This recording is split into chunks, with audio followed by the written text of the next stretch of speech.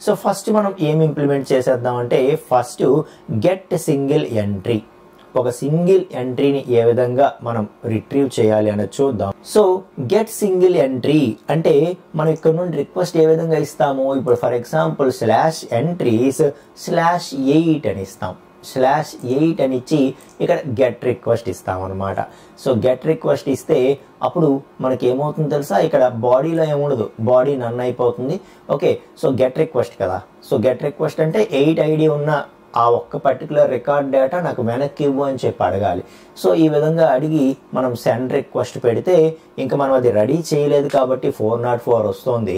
మనం get mapping ready చేసుకుంటే అది మనకి రిట్రీవ్ అవ్వడం జరుగుతుంది.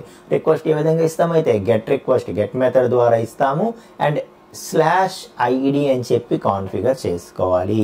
ఓకే, సో దాన్ని ఏ విధంగా కాన్ఫిగర్ చేస్తామనేది ఇప్పుడు చూద్దాం. సో మనం ఏం చేస్తున్నామంటే ఎట్ గెట్ మ్యాపింగ్ చేయాలి. ఓకే, ఎట్ గెట్ మ్యాపింగ్ చేయాలి. అది కూడా ఎలా రాయాలి, /entries/ అని చెప్పి ఇక్కడ ఒక ఐడి ప్రొవైడ్ చేస్తాడు యూజర్ కదా. సో రిక్వెస్ట్ పెట్టేటప్పుడు ఆ రిక్వెస్ట్ పెడుతున్నటువంటి టెస్టర్ కావచ్చు లేకపోతే వేరే అప్లికేషన్స్ కావచ్చు, దానికి ఏ ఐడి తాలూకా పర్టికులర్ రికార్డ్ని అవి వెనక్కి అడుగుతున్నాయో లేకపోతే దేన్ని డిలీట్ చేయాలనుకుంటున్నాయో ఆ ఐడి ఇక్కడ మెన్షన్ చేస్తాయి అనమాట. ఐడి అనేది 1 ఇవ్వచ్చు, 2 ఇవ్వచ్చు, 8 ఇవ్వచ్చు, 3 ఇవ్వచ్చు, 4 ఇవ్వచ్చు.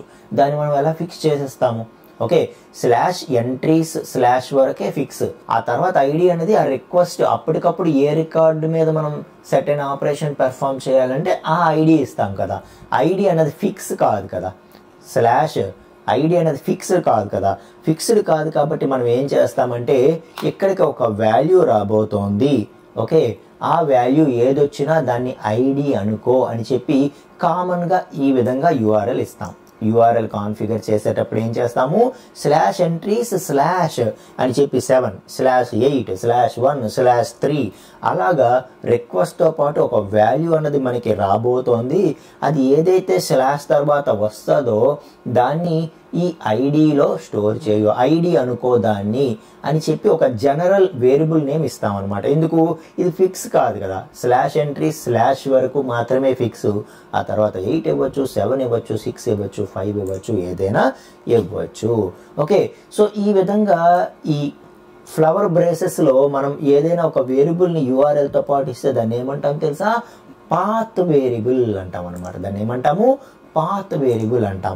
సో ఇప్పుడు చూడండి, పబ్లిక్ మనం ఒక్క ఎంట్రీని, గెట్ మ్యాపింగ్ అంటే ఏంటి, వెనక్కి రిటర్న్ చేయాలి కదా. సో ఒక్క ఎంట్రీనే వెనక్కి రిటర్న్ చేయాలనుకుంటున్నాము. ఓకే, సో గెట్ ఎంట్రీ, ఒక సింగిల్ ఎంట్రీనే మనం రిటర్న్ చేయాలనుకుంటున్నాము. సో ఏ ఎంట్రీని అయితే రిటర్న్ చేయాలనుకుంటున్నామో ఆ ఎంట్రీ తాలూకా ఐడి స్టోర్ చేసుకుంటే ఆ ఐడిని బేస్ చేసుకొని, ఓకే, ఆ ఐడిని బేస్ చేసుకొని మనం దాన్ని రిట్రీవ్ చేసేయచ్చు వెరీ సింపుల్గా. So for example entry equal to entry సర్వీస్లో ఉండే మనం ఏదైతే ఫైండ్ బై ఐడి ఆల్రెడీ రాసుకున్నామో దానికి ఈ ఐడి పాస్ చేసేస్తే అది ఏం చేస్తుంది, ఆ పర్టికులర్ ఎంట్రీని రిట్రీవ్ చేసి ఇచ్చేస్తుంది. దాన్ని ఒక వేరియబుల్లో స్టోర్ చేసుకుంటాము. స్టోర్ చేసుకొని దాన్ని రిటర్న్ చేసేస్తాం. Very simple. So return entry మీకు అర్థమైందా. ఓకే, అయితే ఇక్కడ నుండి రిక్వెస్ట్ రూపంలో వచ్చినటువంటి ఈ 8 అన్నది ఫర్ ఎగ్జాంపుల్ ఈ 8 7 6 ఏదో ఒకటి ఏదైతే రిక్వెస్ట్తో పాటు వచ్చిందో అది దీనికి వస్తుంది. దీనికి వచ్చింది కాబట్టి ఈ నేము సేమ్ కాబట్టి ఆటోమేటిక్గా దీనికి వచ్చేస్తుందా అంటే దీనికి సంబంధం లేదనమాట. ఇది నేను ఐడి ఇవ్వచ్చు, ID 1 ఇవ్వచ్చు, ID 2 ఇవ్వచ్చు, ఇక్కడ వేరే నేమ్ ఇచ్చుకోవచ్చు, ఏదైనా ఇవ్వచ్చు.